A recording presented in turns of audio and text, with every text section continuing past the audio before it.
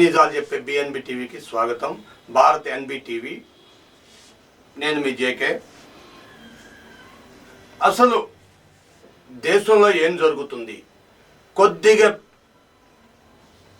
తుడిపాటి అంటే తొడిము లేకపోతే ఆవగింజ అంతలో పెద్ద ముప్పు తప్పింది.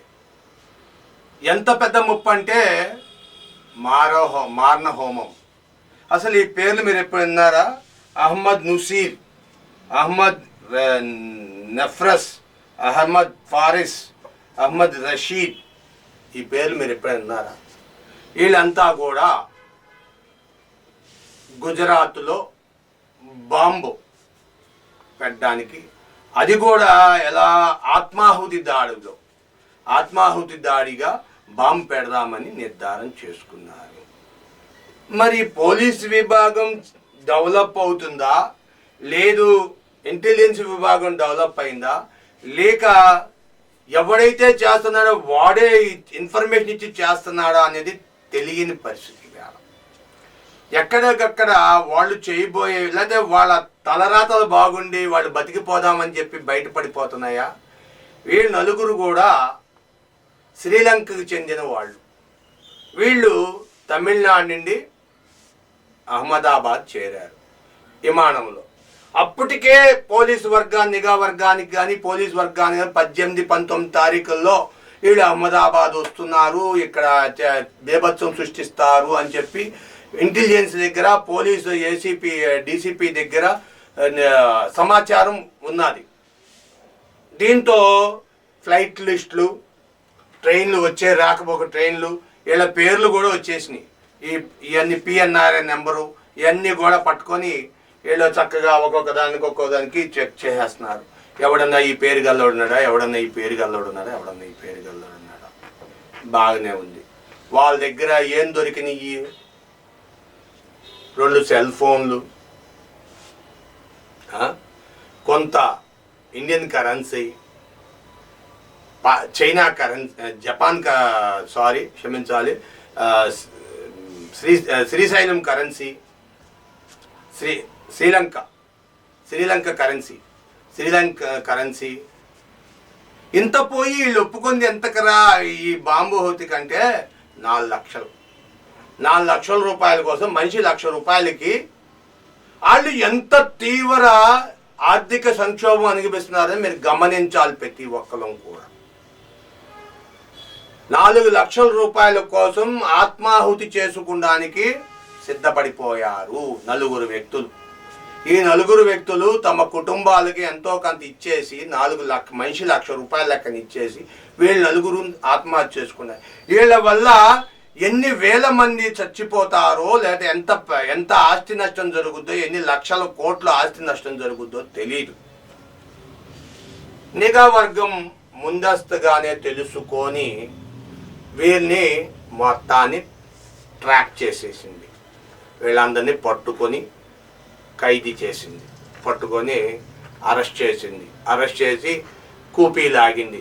ఏదైతే వాళ్ళకు వచ్చిన ఇన్ఫర్మేషన్ కరెక్టా రాంగా, అదే ఇన్ఫర్మేషన్ వాళ్ళే వీళ్ళ అని 1-2 సార్లు చెక్ చేసుకున్నారు. చెక్ చేసుకుంటే ఆ వ్యక్తులే ఈ వ్యక్తులు. వీళ్ళకి పేరుకు మాత్రమే ముస్లింలు, వీళ్ళకి ఏ భాష రాదు, ఓన్లీ తమిళ్ మాత్రమే వచ్చంట.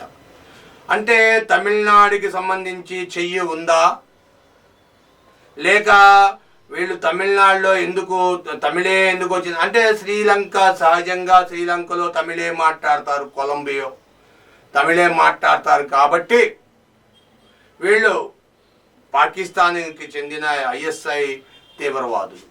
వీళ్ళు అంతేకాకుండా ఇస్లామిక్ ఒక ఆర్గనైజేషన్ని మెయింటైన్ చేయాలి. ఇప్పుడు భారతదేశంలో బీజేపీ ప్రభుత్వం నడుస్తుంది కాబట్టి రేపు జరగబోయే ఎన్నికల్లో ఆల్రెడీ ఒక 5వ విడత ఎన్నికలు జరుగుతున్నాయి. ఇంకా రేపు ఎల్లుండు మన 1వ తారీఖు వరకు భారతదేశంలో ప్రతి ప్రాంతంలో కూడా ఎన్నికలు జరుగుతున్నాయి. మనం ముందే చెప్పుకున్నాం, ఈ 2024 ఎన్నికల సంవత్సరం అని. మన దేశం కాదు, అన్ని దేశాల్లో, అన్ని రాష్ట్రాల్లో, అన్ని జిల్లాల్లో కూడా ఎన్నికలు జరుగుతాయి. తలరాతను మారుస్తుంది ఈ ఈ 2024. మరి పెద్దలు తలరాతలు మార్చట్లేదు నాకు తెలియదు. అది వారు చూసుకోవాలి, వాళ్ళ అభిప్రాయాలు తెలియజేయండి. కానీ వీళ్ళు దేశానికి అత్యంత ప్రమాదకరమైన పరిస్థితిని బయటికి వచ్చారు. రియల్లీ ఒక రకంగా చెప్పాలంటే గుజరాత్ పోలీసులకి మనం సెల్యూట్ చేయాలి, లేదంటే మెచ్చుకోవాలి, క్లాప్స్ కొట్టి మెచ్చుకోవాలి. ఎందుకంటే ముందే ఇన్ఫర్మేషన్ పట్టి ఈ సార్వత్రిక ఎన్నికలు జరిగే సమయంలో ఎటువంటి అవాంఛనీయ సంఘటనలు జరగకుండా ఆపినందుకు, ఇన్ఫర్మేషన్ ఏదో ఊరికే ఇచ్చారులే అని అనుకోకుండా ఆ ఇన్ఫర్మేషన్ని కరెక్ట్గా గ్యాదర్ చేసి డికోడ్ చేసి దాన్ని దృఢంగా నమ్మి దాని మీద ఎక్సర్సైజ్ చేసి ఎవరికి అనుమానం రాకుండా వాళ్ళని అందరిని తనిఖీలు చేసి ఈ నలుగురిని పట్టుకోవడం అనేది ఒక చరిత్రలో కలిగిన విషయం. ఇది $1 మిలియన్ సమాధానం. ఇలా పట్టుకోవడం అంటే మామూలు విషయమా ఏంటి? దేశంలో ఎక్కడ జరుగుద్దో ఏం జరుగుద్దో తెలియ విధ్వంసం. ఇలా పట్టుకున్నామనుకోండి, కొంతవరకు మిగతా వాళ్ళు జాగ్రత్త పడిపోతారు. అమ్మో ఇక్కడ చాలా తీవ్రంగా ఉంది, దేశంలో శాంతి భద్రతలు కరువు అయిపోయినాయి అని ఓ పక్క చాలామంది చెప్తున్నారు. కానీ శాంతి భద్రతల్ని కాపాడిన వాళ్ళు అయ్యారు గుజరాత్ పోలీసులు. అహ్మదాబాదులో ఎట్టి పరిస్థితుల్లో వీళ్ళని పట్టుకోవడం చాలా గ్రేట్. ఎందుకంటే వీళ్ళని పట్టుకోకపోతే సార్వత్రిక ఎన్నికలు మొత్తం ప్రాబ్లం అయ్యేది. ఎవరికి ప్రాబ్లం అయ్యేది తెలీదు.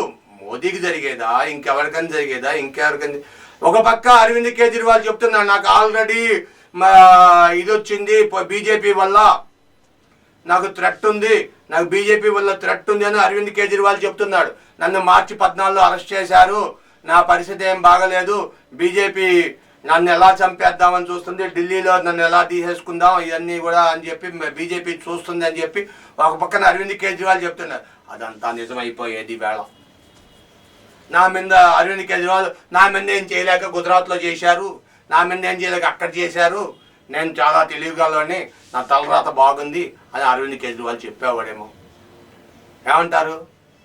మీ విలువైన అభిప్రాయాలు కామెంట్ రూపంలో తెలియజేయండి, షేర్ చేయండి, లైక్ చేయండి, సబ్స్క్రైబ్ చేసుకోండి. Thank you for watching our channel. Thank you.